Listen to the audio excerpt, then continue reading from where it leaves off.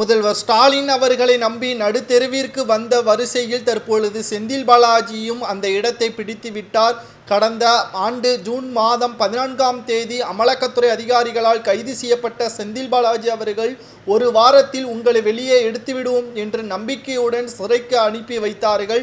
ஆனால் 395 நாட்கள் ஆகிவிட்டது. இன்று வரை செந்தில் பாலாஜியை ஜாமீனில் கூட வெளியே எடுக்க முடியாத கவலைக்கிடமாகத்தான் தற்பொழுது புழல் சிறையில் இருக்கிறார். அமைச்சர் பதவியும் பறிபோகிவிட்டது. தற்பொழுது 7 ஆண்டுகள் வரை சிறை தண்டனை நீதிமன்றம் கொடுக்காமல் சும்மா விடமாட்டோம் என்று அமலாக்கத்துறை அதிகாரிகளும் தற்பொழுது அறிவிப்புகளை வெளியிட்டிருக்கக்கூடிய நிலையில் மார்ச் 4ஆம் தேதி நீதிமன்றத்தில் மீண்டும் ஆஜர்படுத்தக்கூடிய செந்தில் பாலாஜி அவர்களுக்கு இறுதி தீர்ப்பு வழங்க உள்ளதாக தகவல்களும் வெளியாகி இருக்கிறது.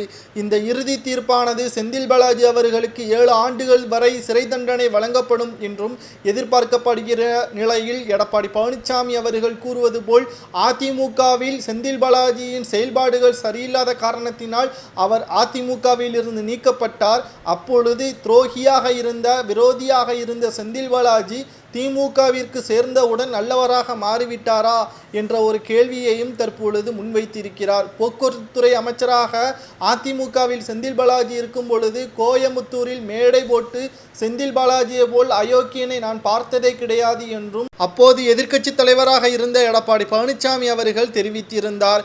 அதுவே அதிமுகவில் இருந்து விலகி திமுகவிற்கு வந்தவுடன் செந்தில் பாலாஜி உத்தமரா மாறிவிட்டாரா? தற்பொழுது புழல் சிறையில் இருக்கிறார். ஆனால் அவரது பதவிகளோ இன்று வரை பாதுகாக்கப்படுகிறது. கட்சி நிர்வாக பொறுப்புகளில் இன்னும் அவரது பதவி வகித்துதான் வருகிறார். இதற்கு திமுகவின் தலைவரும் தமிழக முதல்வர் ஸ்டாலின் அவர்கள் ஆதரவாக செயல்படுவது ஊழலை எதிர்ப்பதாக கிடையாது, ஊழலை ஆதரிப்பதும் திருட்டுத்தனத்தை ஆதரிப்புமாதான் இருக்கிறது என்றும் எடப்பாடி பழனிசாமி விமர்சனமும் செய்திருக்கிறார். நீதிமன்றம் வருகின்ற மார்ச் 4ஆம் தேதி 7 ஆண்டுகள் சிறை தண்டனை வழங்குவது சரியா அல்லது அதிகபட்ச தண்டனை எத்தனை ஆண்டுகள் சிறை தண்டனை வழங்கலாம் என்பதை மட்டும் கமெண்ட் வாயிலாக மறக்காமல் கூறுங்கள். நன்றி, வணக்கம், ஜெய் ஹிந்த்.